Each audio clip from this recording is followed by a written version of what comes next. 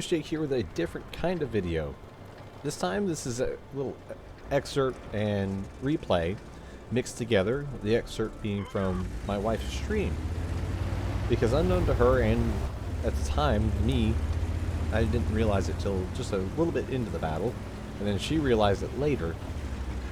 We had disbanded our platoon because I wanted to keep playing the T-25 AT. I am kind of making a halfway attempt to 3-mark it, and she wanted to drop down and play Tier 6. So I said, I'm going to keep playing the T-25 AT for a couple games, and she wanted to play her Type 64.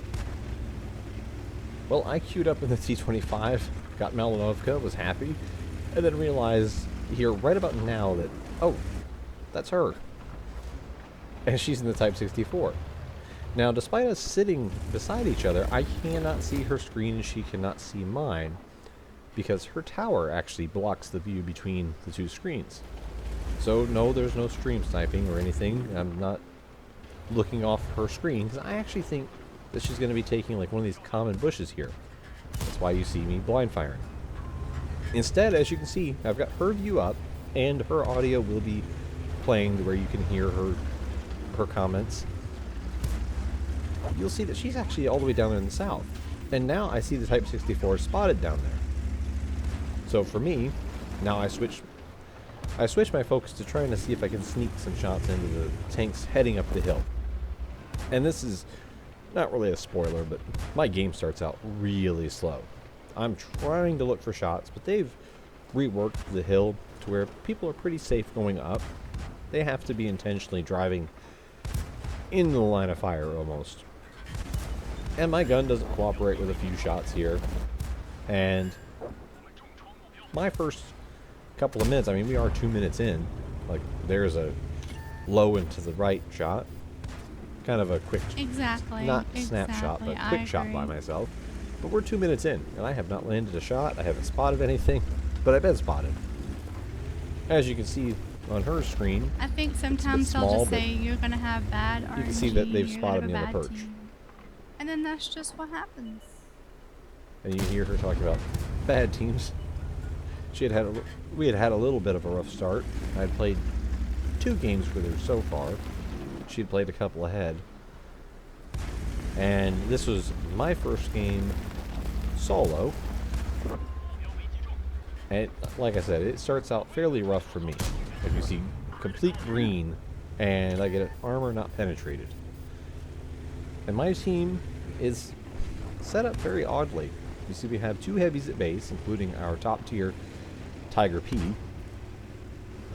who basically, until I tell him to move, he basically stays there the whole time.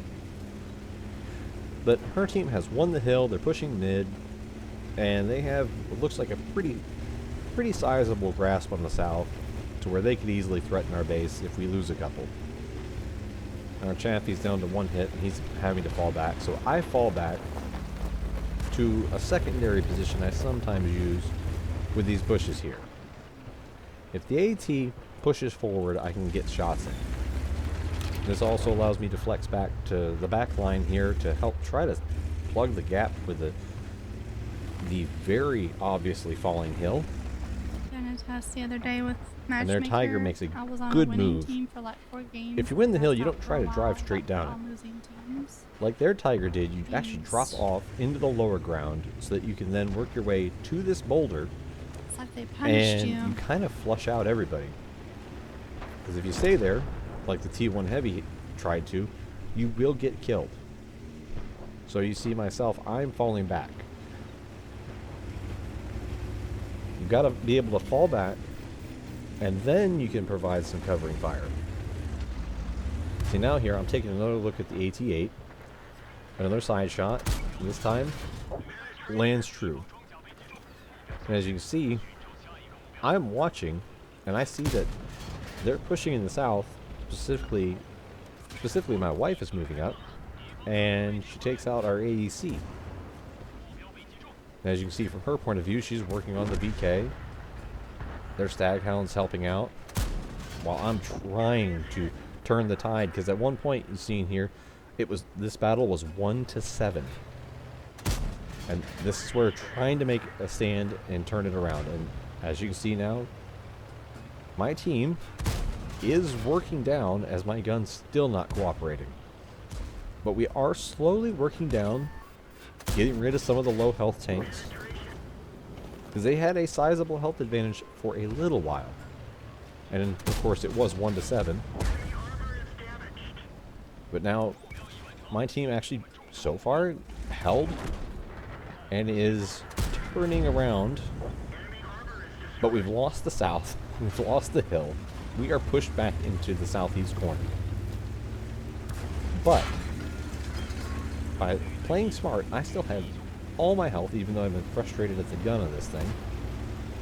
So now I'm going to move to the south. They're gonna shoot you from there. And try to help out. As you can see, I don't know this at the time, but they are making moves around. But they're pushing around the wrong side of the building. I don't know that, of course. I think that they're getting ready to push straight through the buildings.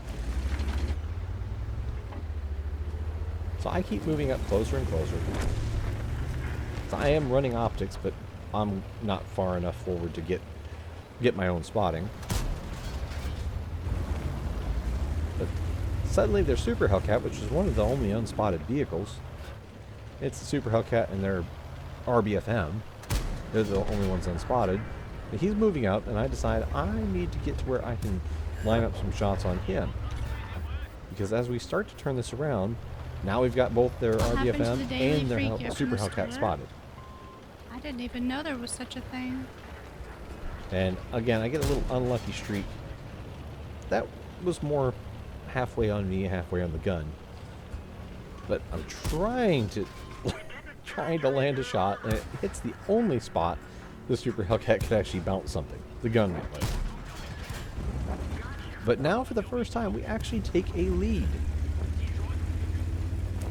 We actually have a lead for a change. So now I load HE, and I'm trying to get myself worked forward. Because the Tiger P, he has just been hunkered in beside this building the entire time. And I know what it is. He can't spot very well. And if he's unsure of how to, this basically is a how close to game, proceed, so I gotta fall back. he's going to just hold tight.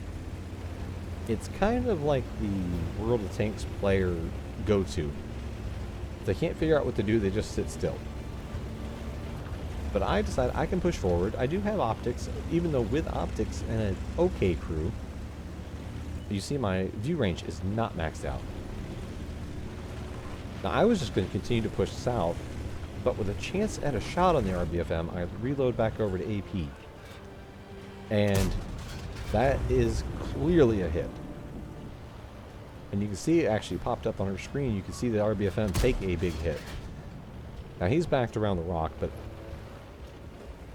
tendency is a lot of people, even if they've taken a hit in one spot, they will pull back out. And now I can clearly see I had hit him, but he's not pulling back out. So he's just going to stay literally hugging that rock. And now I'm trying to decide, do I dare push across? They still have a Basotto. That was the other. I gotta get a merch store set up, That was the other right? vehicle that hadn't ever been spotted. The Basotto. Now the Basotto, despite being a tier lower than me, is absolutely as dangerous as I am. The only real advantage I have over it is mobility. Because the Basotto has, both have roughly the same armor. The T-25's angled front has a little bit of an advantage, whereas the gun in the Basotto has a little bit of an advantage in damage. The Not T-25 necessarily AT is penetration. up there on the hill. But I think. I don't know. I'm just deciding. I was going to go around. Jake! I just realized it's Jake! What the She realized it was me. I was going to go around, actually, and go above the T-67 It's on and come the enemy down team. Oh no. into what's one of my favorite We're gonna positions. lose for sure now. They're at the Right. the D5-6 area. I was going to go around the T-67 and do that, but I decided, you know what? I can push it through the south here, but take a couple more blind shots and see if I can't land something. So I'd love to get rid of the RBFM. And then it would only be having to deal with her in the Type 64 and the Basota, which I have no idea at this point where he is. So I'm going to go ahead with a couple of blind shots. And then I will motor forward. And she actually was flexing to the south herself and spots me for the Basota. And now I'm looking, you see I checked the direction the shot came from, and I know where he is. He is right at the next rock. You can see me lining it up on the map with my indicator. I know where he's at, but I'm going dark so they don't know what I'm going to do. I already know I'm going to go around to these bushes up here. And I'm going to try to keep those bushes lined up. Oh, wait. You're rooting against him? With the two positions I know they're in. He's a better player than all of us, so. And then I will slowly roll forward. I don't know at the time, but she's actually falling back, and she just about spotted me here. She would have, if she had stayed put, she would have spotted me again. Now you see she's doubling back around on her view.